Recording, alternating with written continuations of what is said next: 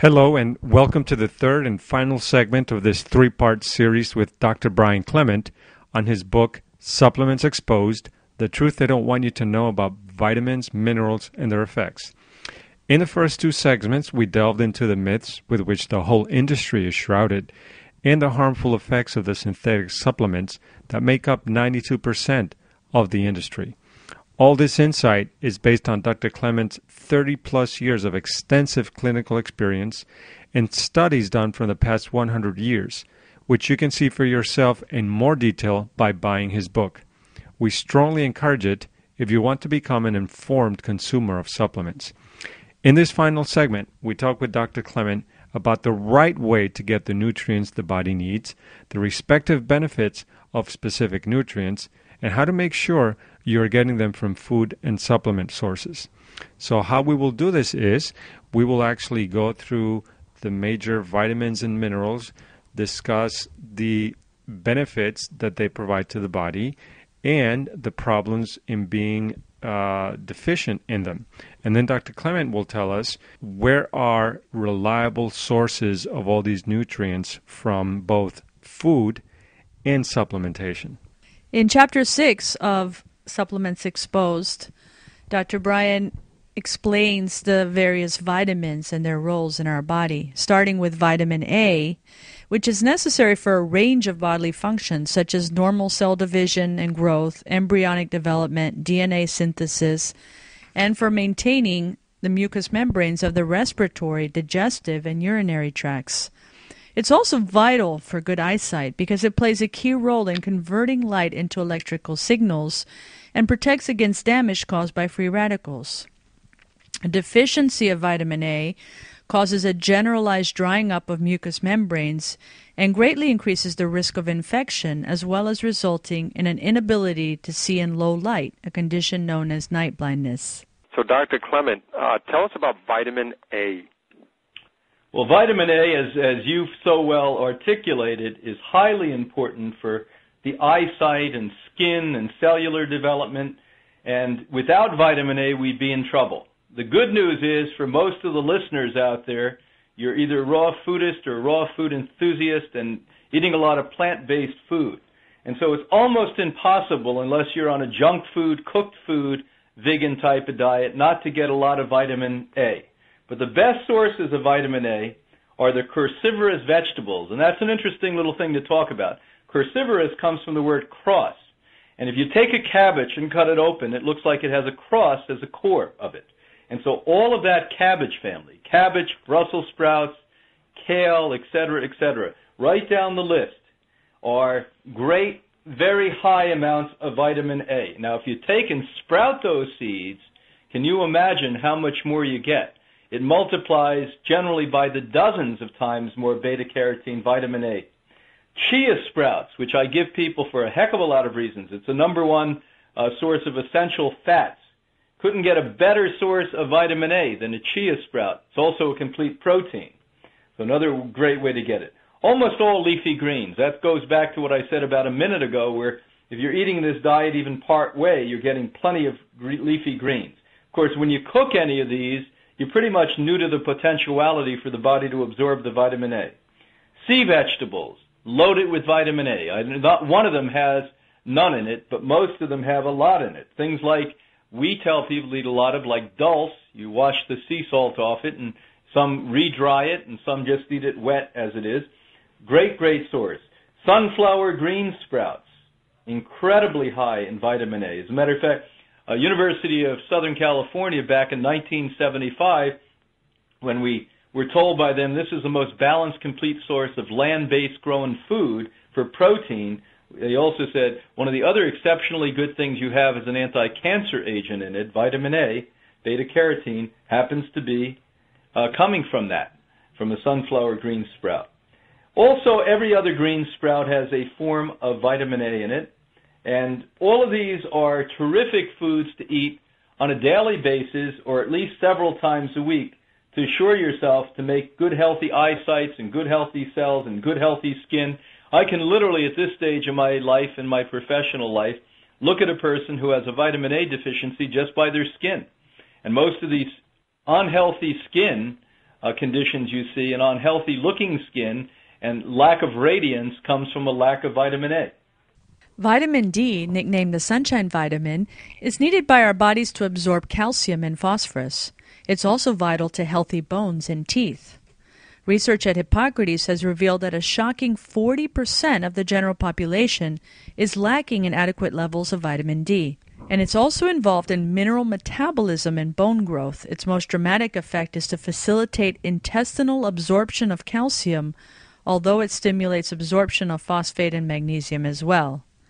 Vitamin D deficiency creates impaired vision, dermal impairment, which causes blotches in your skin, lack of tautness, and weakness of skin, hair, and nails. And how about the vitamin D, also known as the sunshine vitamin? Well, vitamin D is a really interesting one because it was on the back burner until the last year. And as you know, they have been propagating the use of vitamin D, the pharmaceutical industry telling you how incredibly important it is to take vitamin D, and how incredibly important it is to take it in massive doses, thousands of milligrams. Well, first we're going to tell you not to do that. If you take the sun, there's no better way to get vitamin D. Now, no matter what anyone tells you, mark my words, there is not a supplement, including some of the ones I'm going to talk about to you, that will ever mimic vitamin D. So you need a little sunlight early in the morning, 30 minutes ideally, with natural fiber clothes on, better yet in the nude, before 9 o'clock or 2 hours before sunset. And this should be done year-round, obviously in the winter climates, not nude, but as much bare skin as you possibly can. And you can get under a big, thick oak tree or something with a lot of large leaves on it that refract and reflect a lot of the sunlight and UV rays, and stand there in the middle of the day if you want to, 12, 1 o'clock, 2 o'clock, for 10 minutes. And that would be fine. And none of that will give you a wrinkle, and none of that will, even if you still have the unhealthy animal fats and chemicals and pollutants in your body, none of that should give you cancer, but it will give you the best source of vitamin D. Other ways you can get vitamin D in minimal amounts are the sea vegetable arami, the freshwater algae, blue-green algae, clover sprouts have a bit in it, olives, hopefully without salts, have a bit in it, and sprouted pinto beans. The best supplement on the market we happen to make, it's a Life Give Sun-D, S-U-N-D, and that one is made from shiitake mushrooms. And that is an extraordinary source of living vitamin D. Now, you'll never find thousands of milligrams like they're trying to push and promote, but you're going to find adequate amounts in there. And take sunlight first and the supplement second if you live in cold climates or don't get out as much as you'd like. Vitamin E, which was discovered in 1922 at the University of California, helps to intercept free radicals, preventing a chain reaction of lipid fat destruction. Aside from maintaining the integrity of cell membranes throughout the body, vitamin E may help prevent or delay coronary heart disease by limiting the oxidation of LDL cholesterol. Vitamin E also may help prevent the formation of blood clots, which lead to heart attack and stroke. Severe vitamin E deficiency results mainly in neurological symptoms such as impaired balance and coordination and muscle weakness. The developing nervous system appears to be especially vulnerable to vitamin E deficiency because children born with severe vitamin E deficiency and not treated with whole food vitamin E may rapidly develop neurological symptoms. Let's continue with vitamin E. So now we get to vitamin E, and vitamin E was discovered in green leafy vegetables. So, of course, the first thing I'm going to tell you is to eat lots and lots of green leafy vegetables, but also another extraordinary source is avocados. Now, for a person who has a moderate metabolism or a slow metabolism, you don't want to eat more than about 2.5, 3 avocados a week. You know, a half, 5 days a week is about right, or a couple a week, one on one day and one on another day. You also can get it from sprouted hazelnuts and sprouted pine nuts and sprouted sunflower and sprouted pea greens, all extremely high in vitamin E.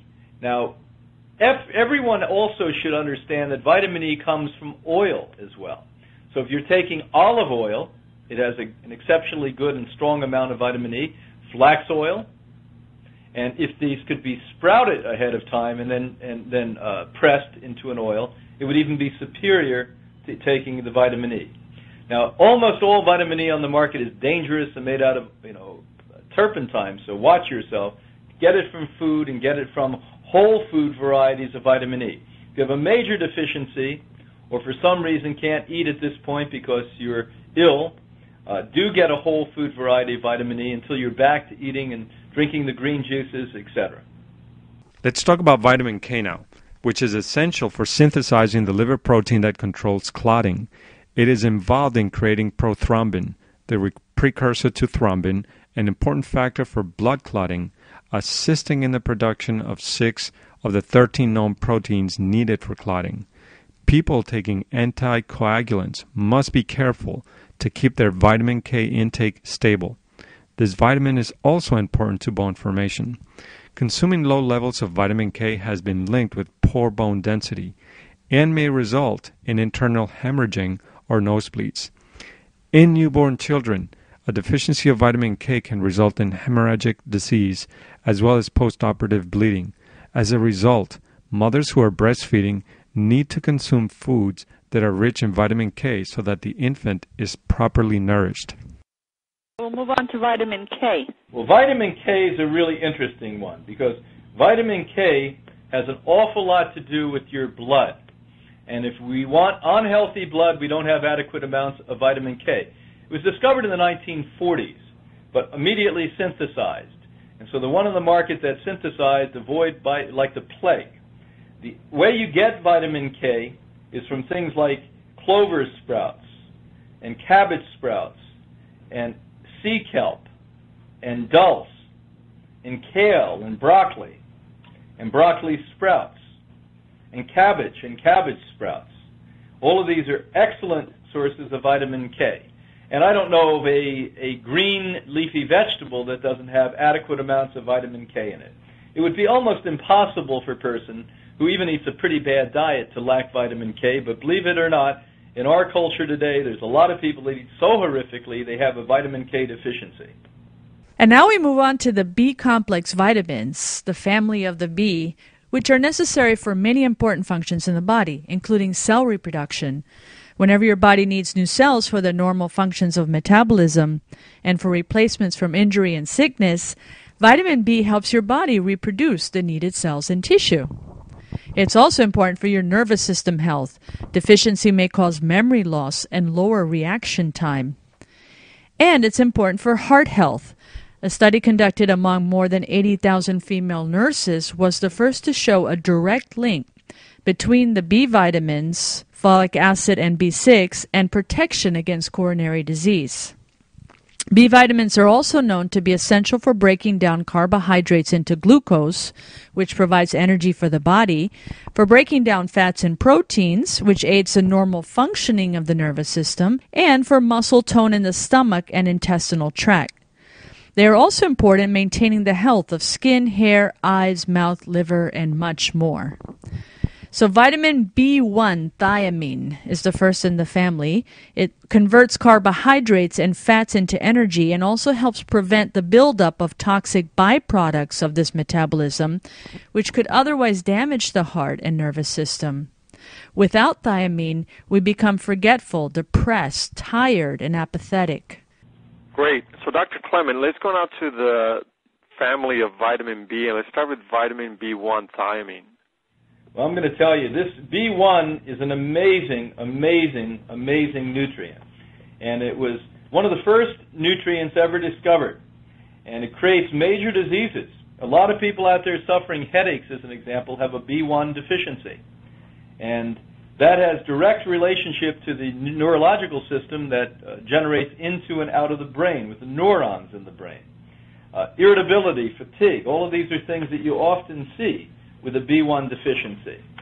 Now, the best thing to know is that people that are lethargic often have a B1 deficiency, and that comes because the neurons in the brain that make you think literally are impaired. So they don't function as well as they should, not making you a happy camper. So this is why you see a lot of lethargy, depression, even things that appear to be like Parkinsonian diseases or long-term B1 deficiencies. Now, let's talk about the sources you can get this from. Raw sauerkraut, providing somebody doesn't have a fungal or yeast problem. Best is the red, the purplish type of cabbage you make sauerkraut out of. But even the green varieties have adequate amounts of B1 in it. Sprouted corn, sprouted sweet potatoes, and they're delicious, by the way. The green leafy leaves that come off a sprouted sweet potato is the best source that you can get, actually, of vitamin B1. Sprouted peas, and of course wheatgrass and wheatgrass juice. Either you chew it up and spit out the pulp, or you juice it. Barley grass juice would have in it. Kamut grass juice would have it in it. Each and every one of these, spelt included, are going to have great amounts of B1 in it. Vitamin B2, riboflavin, breaks down carbohydrates, fats, and proteins and converts them into energy. B2 is significant in the maintenance of skin and mucous membranes, the cornea of the eye, for nerve sheaths, and for red blood cell reproduction. Riboflavin also acts as a coenzyme for oxidation reduction reactions throughout the body and works with other vitamins in the B complex to process calories from carbohydrates, proteins, and fat. Because oxidation reactions cause damage to our cells, minimizing them can help us overcome many diseases. Without riboflavin and other B vitamins, our body fails to release energy from protein, fat, and carbohydrates during metabolism. Riboflavin supports our immune system by keeping the mucous membranes that line the respiratory and digestive systems healthy. Riboflavin may also help make antibodies for fighting off infections and help to preserve the integrity of the nervous system, the eyes, the skin, the nails, and the hair. A deficiency in riboflavin can cause malabsorption of, and deficiencies in other vitamins such as tryptophan and niacin. And vitamin B2, riboflavin. B2 is another great important one for the whole function of cells in the brain and around the body, and we have major problems if we don't have it. A lot of rashes we see around the genitalia. And then neuropathies. This is very painful nervous conditions. Anemia. All of this directly relates to problems.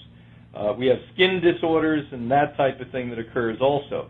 And what we need to know is that buckwheat green sprouts that you grow on soil, these fluffy, tasty, they taste a little bit like Bibb lettuce, have a shockingly high amount of B2 in it, riboflavin. And this is one that you absolutely need to be taking on and off in your salads. You don't want to juice them because it also has a protein in it that in high amounts in a few cases, a handful of people, won't hurt you but may not be comfortable. Sprouted corn again, sprouted kamut, and sprouted grasses of all type. Even if you took grass from your lawn and juiced it up, it would have it in it. Sprouted sesame seed, sprouted flaxseed, all are great sources of B2. Now, are there specific supplements for some of these specific Bs? I'm familiar with the B12. The best thing to do is to take a whole food variety of B vitamins. And there are some on the market that are made in their raw state and whole food state. And no matter where you're listening to this worldwide, if you go and search this out and demand them to sell it to you and start distributing it out of your local stores, you'll find that there's a lot of different choices available. Okay, so going down the list here with vitamin B3, also called niacin, it is needed for more than 50 body processes. Like all the B complex vitamins, it is important for release of energy from carbohydrates and fats, the metabolism of proteins, the creation of certain hormones, and assisting in the formation of red blood cells. Niacin helps balance cholesterol levels. It makes enzymes that help cells turn carbohydrates into energy. The important role of niacin in energy production is that it helps control blood glucose levels. It is useful in the production of fatty acids, promotes appetite, aids in digestion, and supports healthy skin and nerves. It assists in the breakdown of proteins and fats and in the formation of red blood cells, and has been used successfully to increase blood flow. So it's easy to see why major symptoms of deficiency of this vitamin lead to circulatory and cardiovascular disease. So let's talk about vitamin B3, niacin. Boy, this is a big one. Niacin, I know years ago I met a lot of people who wanted to get high by taking niacin, because what it does is it flushes you. It rushes the blood through your body, and if you do take high amounts of the chemical variety, you really don't have anything happening good, but you certainly feel like you're getting high on it. Now that's how important it is. So it does make the blood move, it does make the circulatory system and cardiovascular system work, it does make the body have a great reduction of cardiovascular disease, heart attacks and strokes, etc. And I'm going to tell you something. If you don't have it, you're going to be in big trouble. The good news is for any healthy food eater, it's really easy to get. Either by eating sprouted wheat itself or sprouted wheatgrass or kamut grass or spelt grass or barley grass, and dulse specifically, and kelp and haziki, the sea vegetable has it in it.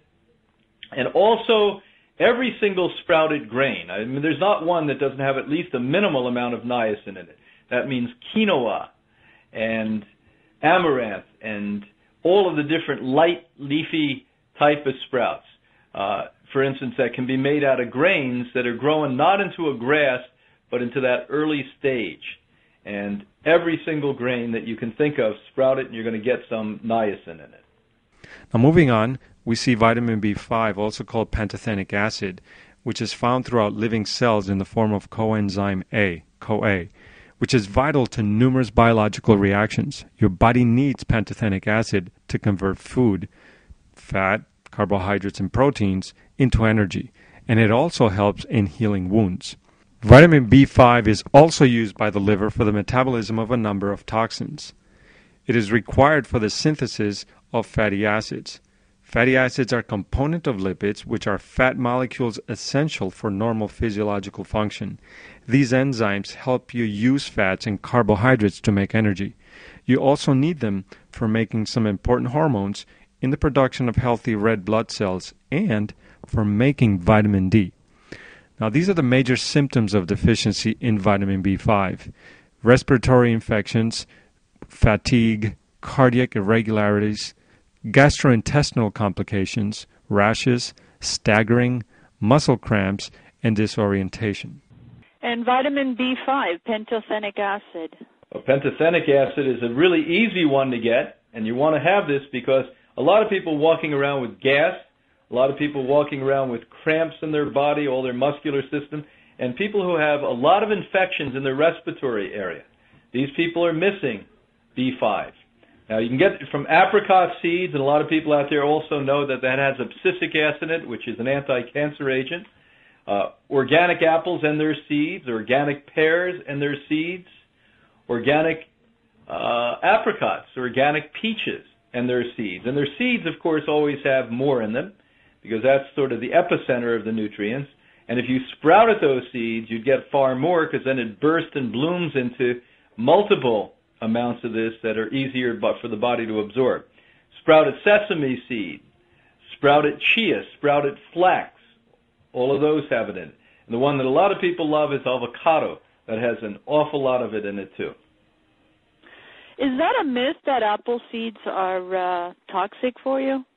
Yes. Years ago, they went and did a study where somebody took 22, I believe, or 23 pounds of apple seed and found the strychnine that was in it and said if you took apple seeds, you would die of poisoning. Now, the truth of the matter is nature has a small amount, a minuscule amount of strychnine into those seeds because it actually kills microbes and cancer cells in the body. Isn't that interesting? And so if you were crazy enough to take 22 pounds and be less than a 200-pound person, because that's what they were testing it on, 200-pound person taking and extracting out the strychnine in 22 or 23 pounds of seeds, sure, you may hurt yourself. But if you're a reasonable person who's going to bite and eat a little bit of apple seeds along with the apple, knock yourself out because it's healthy for you. Paul Giorgi discovered vitamin B6, also known as pyridoxine, in 1934 and readily understood this element to be a cell builder and cell stimulant. With less than 2 milligrams a day of vitamin B6, your body's able to make more than 60 different known enzymes. B6 helps your immune system function and keeps your red blood cells strong, while helping your nerves communicate with the rest of your body. It also is useful for preventing cramping during menstrual cycles.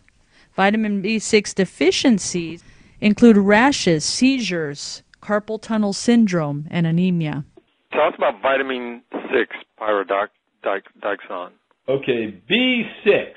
One of the things that a lot of you don't like, but you should be eating out there, is raw Brussels sprouts.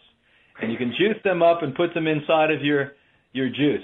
As a matter of fact, I have to admit to you, the one cooked food I really miss a lot, but I do sneak it in occasionally during the holidays, is cooked Brussels sprout. But you don't get the B vitamins in it when you cook it. Cabbage sprouts, sprouted mango seeds.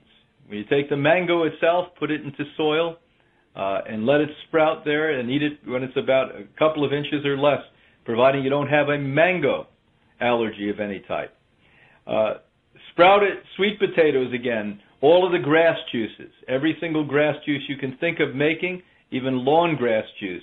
Not to say I'm suggesting that for you, would be literally good for you. Now, you really want to have this because this has a lot of disease or symptomologies it causes that are really hard for the average doctor to diagnose. So a lot of people are walking around like carpal tunnel syndrome. This is one that, the muscles within your hand start to contract. This is a long-term B6 deficiency. And I don't know many doctors other than people who are nutritionally oriented and really understand good nutrition, so that brings us down to a little bitty fraction of 1% of the people on the planet in medicine would know. After the initial discovery of biotin, vitamin B7, nearly 40 years of research was required to establish it as a vitamin fraction and categorize it within the B vitamin section. Studies have shown biotin may help create healthy hair and prevent brittle nails, and is required to properly metabolize fats and amino acids. And vitamin B7, biotin. Well, biotin is really, really important for the skin and the hair growth and the eyes. And biotin you can get from every single green vegetable you can possibly imagine. Now, if you think about this diet and think about what I've been saying to you over the last few minutes, a lot of them go back to what? They go back to green vegetables.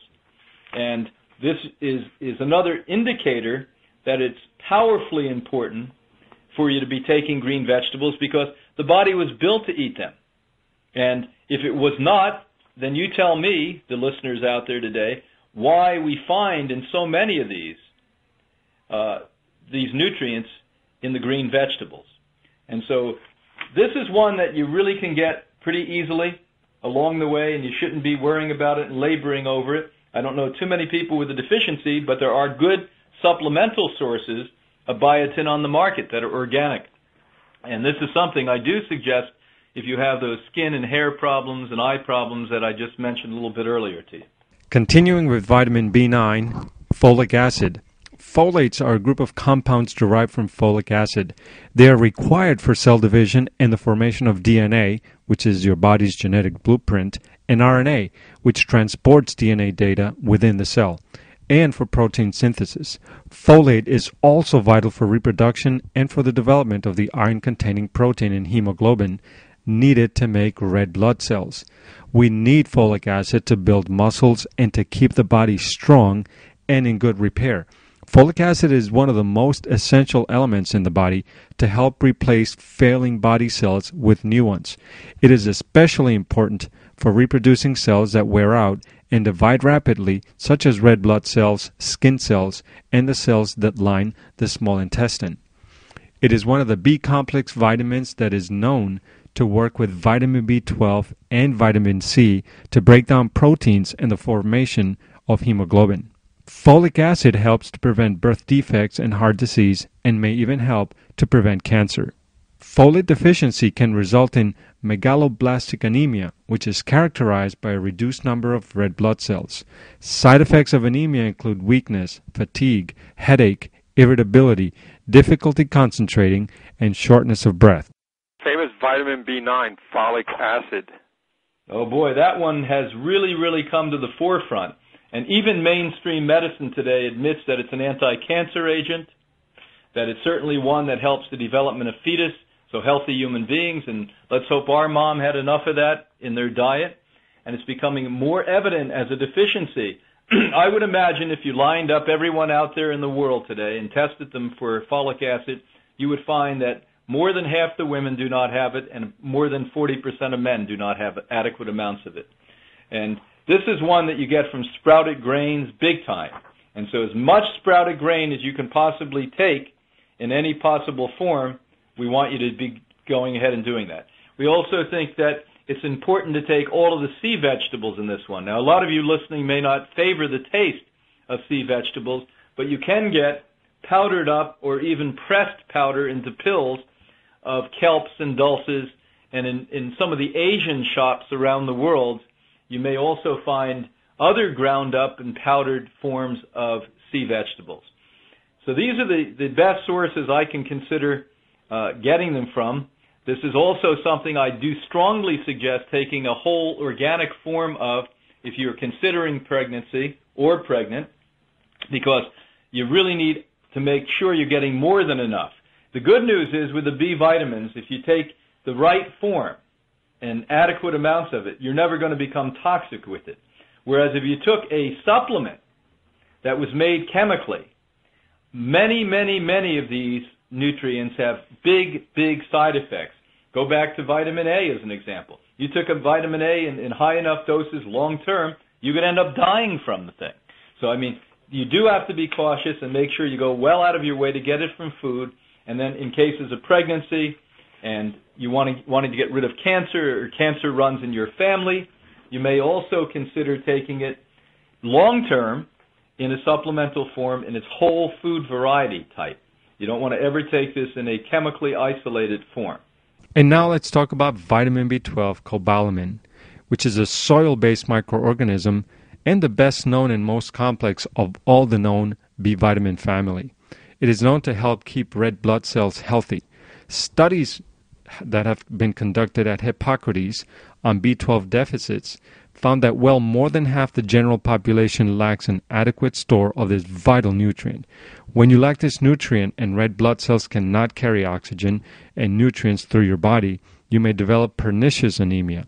Your brain becomes the first target when B12 is in deficit, with memory loss and even Alzheimer's as a consequence. Vitamin B12 is also integral to the making of DNA, RNA, and myelin, the white sheath protecting nerve fibers. Your nervous system also requires B12, and without it, begins to erode. All cells, not just your red blood cells, need B12 to grow and divide properly. This includes the white blood cells required for a healthy immune system. Cobalamin helps maintain the health of the body's nerve sheath, the fatty layer that surrounds the nerve cells, and protects healthy nerve function. Working with the other B vitamins, including pyridoxine and folic acid, B12 helps turn the carbohydrates, fats, and proteins in food into cellular energy. Okay, you said in this series that vitamin B12, everyone needs to supplement every day. Why is that? Why don't we get that from the food? Well, that's an interesting one, and I'll try to be as concise as possible on this one. This one puzzled us a few years ago, and I went out into a search to figure out why the Framingham study and Hippocrates study showed that the vast majority of the population lacked B12. Because typically everyone was told if you eat meat or eat dairy food, because those animals have their teeth and their beak on the ground all day long, they are getting the B12, which literally is a probiotic. It's a healthy bacteria that comes from soil. It was improperly placed under the B category because back in the days we discovered it, we did not know what a probiotic was, and we didn't have a category that was well defined for probiotics. So it should be, it won't be, and we don't need it to be, but it could be exhumed from this area, B vitamin, and put in the probiotic area, which would be far more appropriate for it. Now, with that said, we overlooked, because none of us are that smart, including myself a lot of the times, overlooked the fact that even when people ate meat and dairy food, they ate it in its cooked form. So the best way to kill a bacteria is cook it or chemicalize it. So eat a raw vegetable that has pesticides or fungicides on it. Guess what? You're not going to get B12 either, because the pesticides, like it kills you, kills a healthy bacteria that we call B12. So that was the very first thing we discovered. Then it still puzzled me why, obviously, this mass group of people in modern culture and society have a B12 deficiency, where I assume that people did not have it before, or people would be having Alzheimer's before, because the great symptomology you see from long-term B12 deficiency is Parkinsonian neuron deficiency diseases, like Parkinsonian symptomology, where people feel like or look like they have Parkinson's disease, and Alzheimer's or dementia, because long-term deficiencies, you better bet your life on this one, will create dementia. And people didn't have dementia in great numbers when I was a young guy starting all of this. And today, my God, dementia is growing like a skyrocket. So I snuck my way into the New York NYU library, medical library, as well as Harvard Medical Library. And after laborious times and going up there several times on lecture tours and getting in through friends of mine, I discovered that there was an anatomical difference between large intestines, the colon as you call it, hundreds of years ago and now. And we had sketches from hundreds of years ago leading us up to the early part of the 20th century when they started to photograph, after autopsies, these organs. And there was a dramatic differential in the way the modern colons looked, or large intestines, and the past from our ancestry. And the major difference was there was underneath the area where the ileocecal valve pours from the small intestine digested food into the large intestine, it would go in underneath that valve and go into this little pocket that looked like the front of a big round boot. And that little pocket had cultured or cultivated the B12, so it maintained this bacterial form of B12 there. So maybe you'd eat it one day and not eat it for a week and still have it because that little pocket was like an organic farm creating the B12. That no longer exists. That little pocket anatomically is missing now. And what is left there is a shriveled up appendix that obviously worked at one point, but through lifestyle degeneration, what we call almost de-evolution, backward evolution, we have now a demise of this organ. And so that's why we consistently need B12 every day. And meat eaters and dairy eaters have as high, if not a higher amount of B12 deficiencies as people who do not eat meat and dairy. And that's why we strongly advise, I mean, this is almost like an order I'm giving, that everyone takes a bacterial form of B12 every day. Now, you need cobalamin. You don't need the methyl. The methyl varieties are the chemical ones they push, telling you they digest better, they're bigger, they're nicer, etc. All they do is show higher numbers in inadequate blood testing nutrition. The cobalamin is, in the right and proper form, happens to be a bacterial variety. There's only about 2-3% of us on the market that make those. So everyone out there listening requires that today.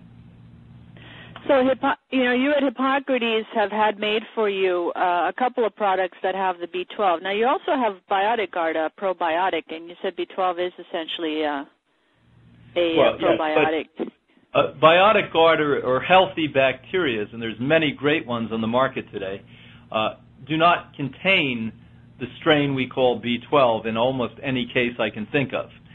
So you don't take a probiotic and think you're getting B12. You have to take B12, which we've discovered is a probiotic, and if you want to take that along with probiotics, we create a product as an example called Ocean Energy, that I take a small amount of sea algae, small amount of freshwater algae, and a small amount of grass, kamut grass, put it in there, and put the B12 in with it, and as it's in that veggie cap, it's cultivating and growing more B12.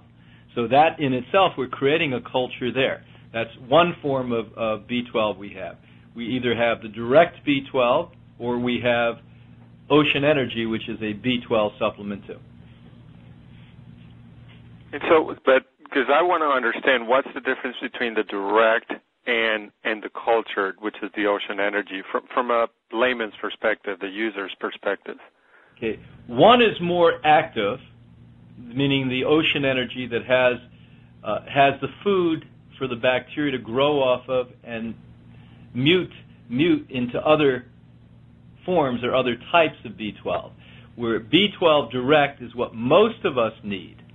Now, the more subtle use, we use an awful lot of Ocean Energy. The more subtle use, when we have a person who's ill to begin with, or a person who's aging prematurely, I may use an Ocean Energy. With just a deficiency issue, I would use B12 direct in most cases. Excellent. What is the name of your product, of that B12 Direct? I forget right now. Forte? It's just B12. Life Give B12. Right. That's an easy one to remember.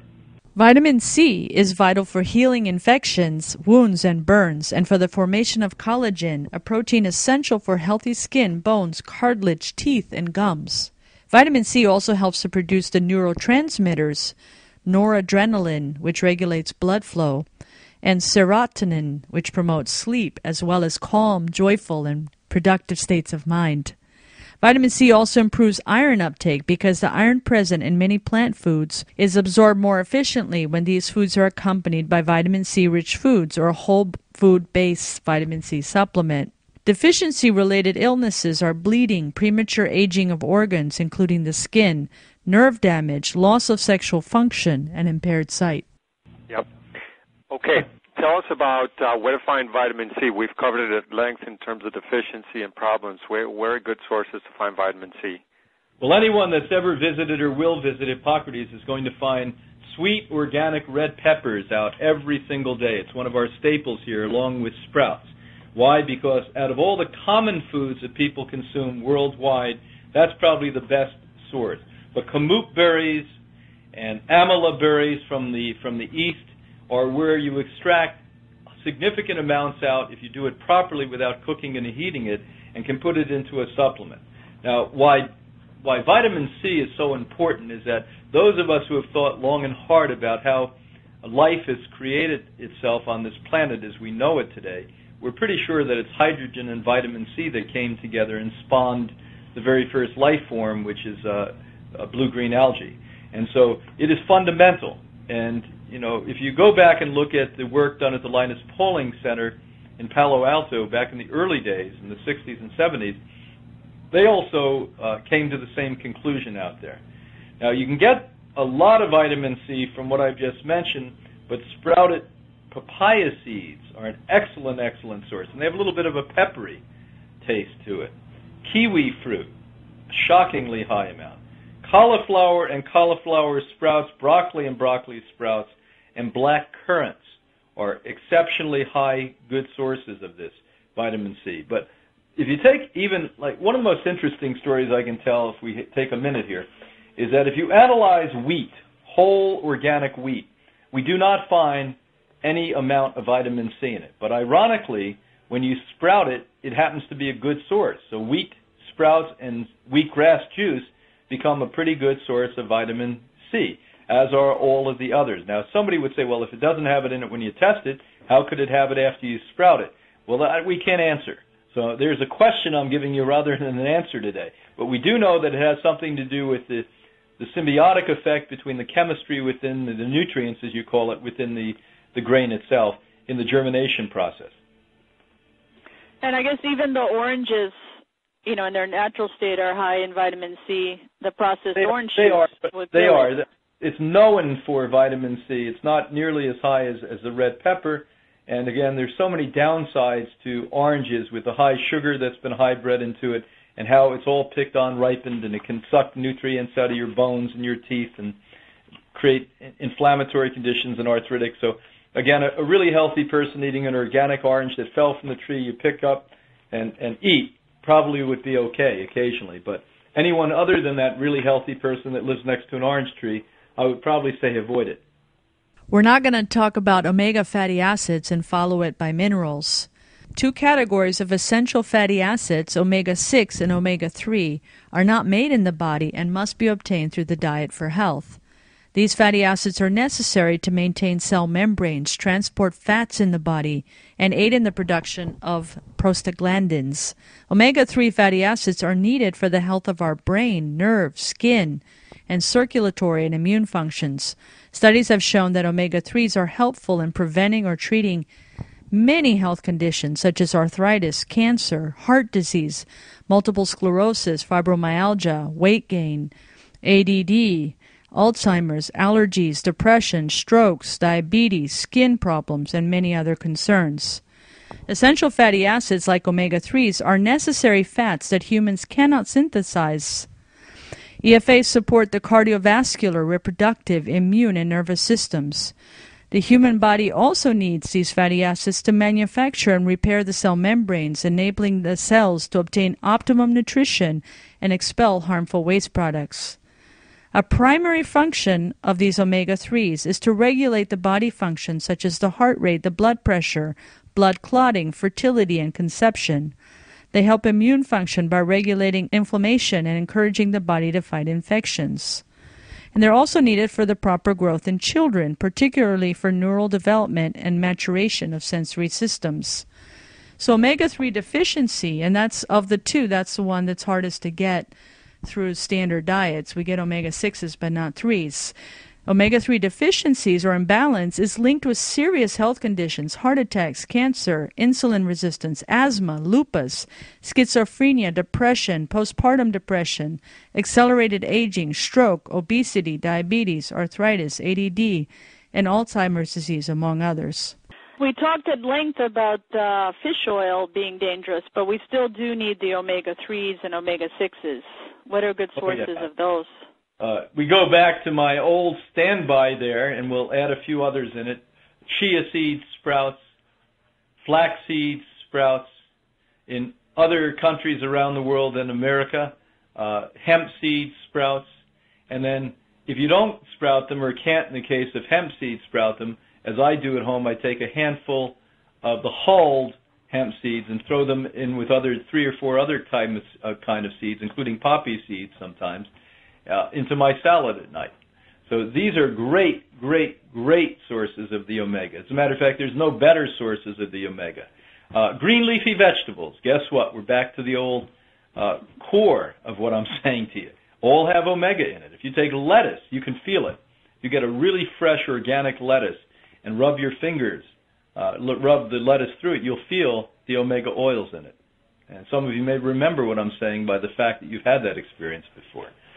Don't get that intimate with the lettuce. They're going to think you're crazy at the produce stand.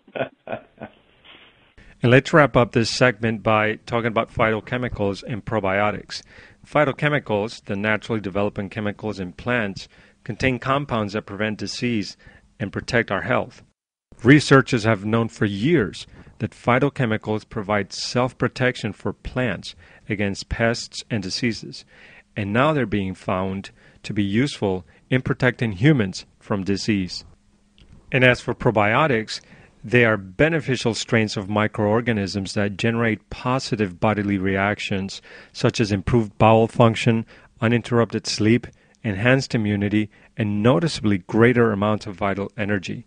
Now, symptoms of deficiency of probiotics are digestive disorders, leaky bowel syndrome, autoimmune disorders, diverticulitis, Crohn's disease, asthma, and allergies. Okay, phytochemicals, and we touched on probiotics before, so if there's any more depth to probiotics, we can cover it, but certainly phytochemicals. Well, I mean, phytochemicals, I could go on for the next 90 days here, and you'd have to shut me up.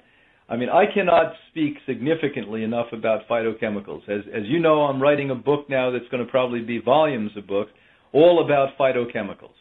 And every single day, for instance, just yesterday, my researcher just sent me an email showing me how they have just proven that the sulfurs within garlic, and if you sprout them, even higher amounts of those sulfurs, prevent common colds. And they took a group and took half of them away from garlic and let the other half take raw garlic every day.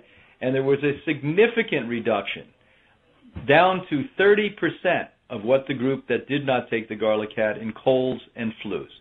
Now, there you go. That's a phytochemical. It's a sulfophane is what you find in that. You find the same thing in all of the cabbage seed family, the cruciferous family as we spoke about earlier. And if you sprout those, dynamic changes and differences. We also have another good side effect of those. They also are, each and every one of them, major anti-cancer. And when I had a time I spent out with the head of the Linus Pauling Center at the State University of Oregon, and they are the leading researchers today in the entire world on phytochemicals. He said to me, every day we sit and shake our head and realize that we have the medicine of the future in our hands. How do we get it from the research lab into the hands of people without big pharma prostituting it in the step between? So where you get all of these phytochemicals from is raw vegetables and raw-based plant foods. We think a lot of the reason, and we're just all in the worldwide community of researchers now, looking at the potentiality of why herbal medicine has worked as well as it does. Maybe, as we're finding, not maybe, but definitely, in great part, in most cases, it's not only what we've medicinally found or the chemistry we found that we thought was helping you. Maybe there's a secondary or a third or a fourth or a fifth or an eighth level that's working on a phytochemical basis. So these are powerful, powerful nutrients. I mean, I can go on for hours with this. If you look at why the Hippocrates living food diet has worked so effectively for 54 years on everything that anyone's ever thrown at it as far as disease and aging prematurely, why it's worked is because of the phytochemicals. And the applause goes now to the worldwide biological community who finally concluded this. And every one of us are like giddy kids inside of a playroom because we're thinking how exceptional it is that we finally have a key in the door of nature, that we can actually point to why plants kill disease and prevent disease, and why they kill aging and prevent aging. We know how it works now, and boy, we're just in the very early stages of this research on phytochemicals. And the books I'm writing today have all the state-of-the-art, up-to-date information, and it's still a far cry from what I would have in 10 years down the road, or even 5 years down the road. So raw plant-based foods are what you want. Once you cook them, the phytochemicals are gone, and it's part of the pillars of why this program works. It's, again, at the top, it's the hormones and then the oxygen within the food, but then third, the phytochemicals, and last, the enzymes. So those raw food eaters and raw food enthusiasts that are eating the green raw food diet out there, not the blended green raw food diet, but the green raw food diet, basically you're getting magic elements called phytochemicals or phytonutrients. Yeah, so what we talked about before, the vitamins and things like that, right, are part of the chemistry of the plants that, has been studied, for almost 100 years. But the phytochemicals are like the life force, electricity. No, the electricity are the enzymes. The life force are the enzymes. I would call the phytochemicals the fiber. You know how when you're making a fine sweater, you take the twine and you basically take piece by piece and weave it together? That's how important a nutrient as these phytochemicals are. So think of it in that way, as you're putting a tapestry of strength in the human body through these phytochemicals you find in plant-based foods. And that is, at least as far as technology goes today, virtually impossible to replicate in the laboratory. Well, it is. And as a matter of fact, why, and I should point this out to the listeners, why you're having billions and billions of dollars of research done on this by, in great part, the pharmaceutical industry, is they're trying to find ways to synthesize it. And why they're trying to take control worldwide of nutrition and nutritional supplementation and natural health care is because they know, like all of you now know, phytochemicals to be the most important medicine humans have ever discovered. But they will fall short, as they have always in the past, by trying to replicate nature. It would be much more effective and certainly effective to tell people out there to eat foods like this, but they're not making money.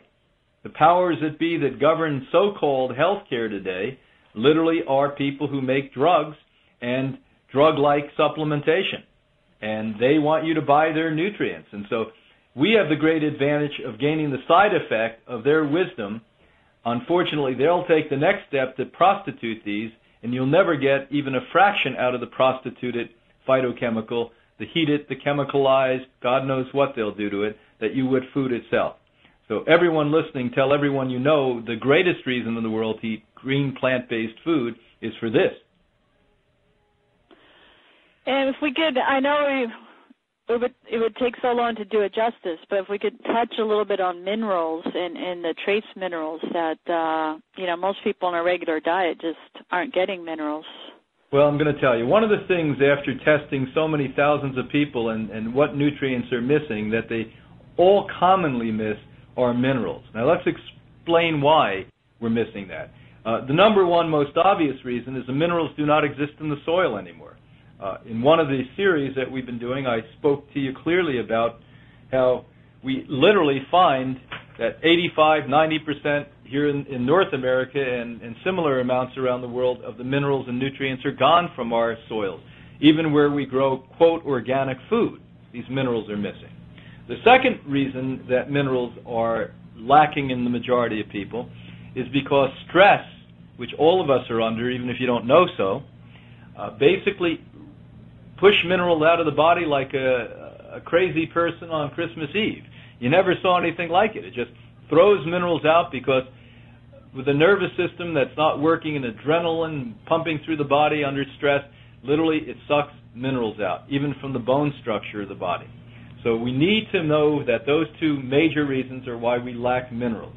Now let's talk about the kinds of minerals. There's the big minerals, the general minerals, which are things like calcium and chromium and copper and fluoride and iodine and iron and magnesium and manganese and molybdenum and phosphorus and potassium and selenium, another important one there, and silica. All of these are very, very important minerals. Sodium, sulfur, zinc, a major, major important mineral. But then you have trace minerals. And this doesn't do it justice because we don't have the time to go through each and every one. There's hundreds that we now have identified of minerals. But why we call these minerals trace minerals is there's fractional amounts required. You need very itty-bitty small amounts of this. You don't want to take these in a lot. Aluminum, as bad as aluminum is for us, if we take it in the amounts that we're getting it today, from our underarm deodorant and baking powder and God knows what, you need a little tiny bit, but you need organic aluminum that you get from food.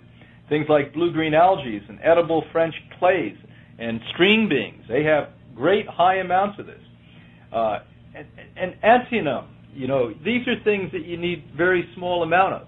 And barium, they use barium enemas, but they give you shockingly high amounts that throw a mineral imbalance into your body so that you do what? You evacuate very well. And bismuth and boron and bromine and cadmium, another dangerous thing. If you take cadmium in a very, very high amount, you're in trouble.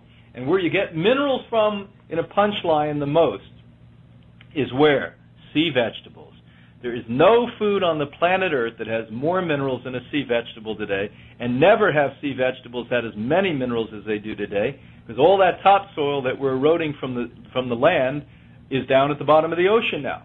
Now, the second group of things are, non-sugary root vegetables, because they're underneath the ground contracting most of the nutrients that they have, and they really are a great resource of minerals and trace minerals. Another great source are freshwater algae, green algae like chlorella and blue-green algae. And so if you're taking these or a variety of these, you can pretty much be sure to get the best sources for this. Does it mean that even those of you listening out there today who for a long, long time have been on raw food, green diets, and exercising and doing all the other things and not being emotional, that you should not have an absorption problem? Do not need to consider the use of supplements? The answer is no. The only nutrients that I personally miss, grant you it's once every 3 years, are magnesium or zinc. Now, if I'm missing them, doing everything above I just told you exactly the way I'm telling you, can you imagine the average person out there? So what I notice is that I occasionally take organic forms, besides emphasizing those foods, magnesium being raw almonds, which are harder to get in North America now. We have to buy European raw almonds due to the Codex laws. And then if you go to zinc, things like mung beans and pumpkin seeds are great sources. But I even take organic forms of whole food supplementation in these periodically. And I know when I'm going to get on planes and I'm going to be flying all over the world and lecturing, I take high amounts of zinc and magnesium. And the reason buying is magnesium is a muscle relaxant, and zinc is a very, very, very strong immune system activator. Fantastic.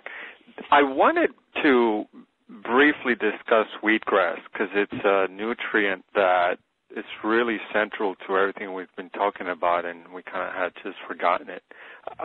What can you say about it in terms of supplementing and being a source of many of these nutrients? Well, today there's an enormous amount of salespeople out there talking about superfood, but let's crown wheatgrass as the superfood. I mean, people don't like it to be a superfood because they don't like the taste of it, and they don't like taking it, and they don't like cleaning juicers, and they don't like making it. And I know all the excuses, but let's go back to phytochemicals for a minute.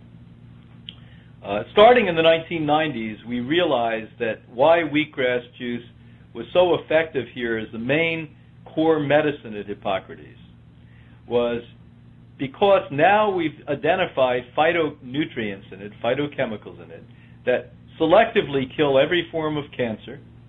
They've looked at every form, it kills it. Selectively forms together and kills rhinoviruses. They're the big old common slow viruses like cold flu viruses, and retroviruses, the little sneaky ones that are like chronic fatigue syndrome and hepatitis C and AIDS. We know it kills those viruses.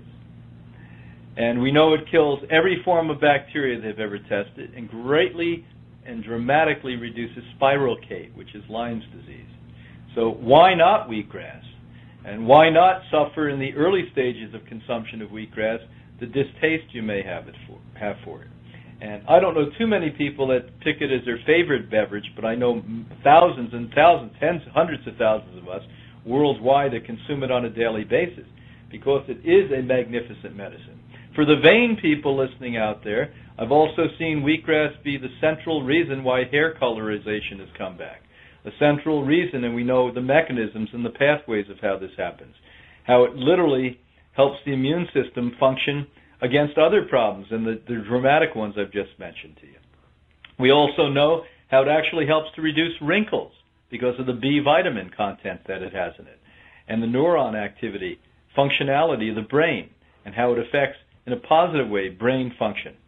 So this is a remarkable juice that costs pennies, and I'm never shy, no matter where I am, even in the ghettos of impoverished countries of the world, to tell people to grow it. Because for pennies every single day, you will have the most important superfood. There are those people out there who are obviously ill-educated or salesmen who are going to tell you that wheatgrass is not a natural food. Well, it is a natural food. I can't think of anything more natural. If you go back to the early man, they spoke about the germination of grasses and the use. Those of you who purport that you're Judeo-Christian, Jews or Christians, literally read about it with King Nebuchadnezzar in the Bible when, quote, he was a crazy man and God, rather than strike him dead, put him out on the fields to eat grass for 7 years where he healed himself. So there's every way you seriously look at grass and sprouted grass, you're going to find thousands and thousands and thousands of years ago that even predate the Old Testament references to it. In Chinese medicine, they speak about it thousands of years ago. So let me assure you that we have a significant body of long-term clinical research on humans here, and we know everyone that takes it literally doesn't have the same melodies and problems that other people do because it prevents it, and it is an energy giver. Besides everything else I've just said, the abundance and what it gives you energy. And I know I look forward to it every day when I consume it because I know that there's a mental clarity that comes from all those B vitamins. Organizing, within 15 to 30 minutes you see that clarity in the brain. We also see libido for those sex-crazy people out there. Libido improves with it because when you bring this high chlorophyll drink into your body, it increases blood circulatory activity. And if you know anything about sexuality, it's blood circulation that allows libido to become significant. And the less of that activity you have, the less libido and less desire that a person would have. So, I mean, why not take it? It fights everything from premature graying, premature aging, to every known disease, major disease to man, to sexual impotence. How about spirulina as a superfood? Unfortunately, most spirulinas on the market have a hard shell on the outside of it. The Japanese, who are obviously more ethical than spirulina salespeople, knew that green algae that you know as chlorella had that shell on it. So 50, 60, 70 years ago, in some companies started to, under very cool, controlled conditions, split that shell open on the green algae so that now it's 85-90% digestible. Whereas the people who obviously don't know or are avoiding the issue with spirulina do not do that. So even though blue-green algae, which is spirulina, has an enormous amount of benefit and nutrients, I can't speak highly enough about blue-green algae, when you see the word spirulina, other than rare forms of it, it is not really truly digestible. You get little to nothing out of it. There are forms of blue-green algae, obviously frozen forms, and all of them coming from Lake Klamath, that have a glucanase, carbohydrate-based cell wall, versus this hard eggshell wall on it. And so that carbohydrate-based cell wall coming out of the Lake Klamath forms of algae, the best of all frozen forms of that, Life Give Live would be a good example of that, E3 Live would be a good example of that, can melt in even a baby's mouth because it's a carbohydrate-based cell wall. So you don't have the problem of ill digestion in it.